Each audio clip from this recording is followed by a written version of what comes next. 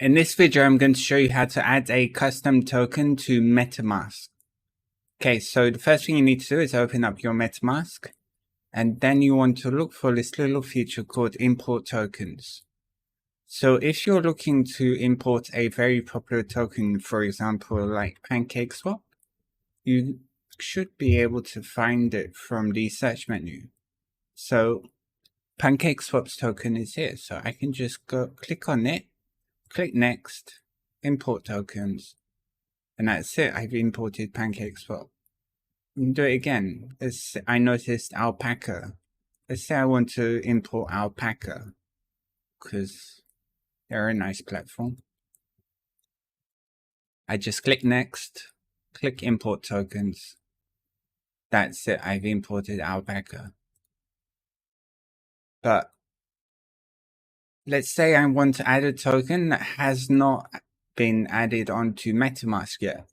How can we do this? Well, the first thing we need to do is to get the contract information.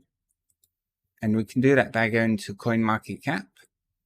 Just choosing this randomly for an example, pre-sale world. Let's say I want to trade pre-sale world. There's actually a very easy way of adding the token contract to MetaMask. You just click on the MetaMask icon, and then the pop-up will appear and will say add suggested tokens. And I'm going to say add token, and that's it. We can go back to our MetaMask, and you see pre-sale has been added to our MetaMask wallet.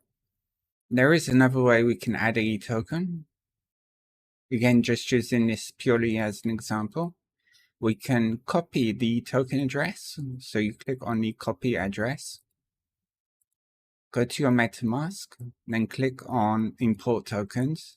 Now on this tab, you switch to the custom token and you paste in the contract address here, and it should automatically fill out the token symbol and token decimal.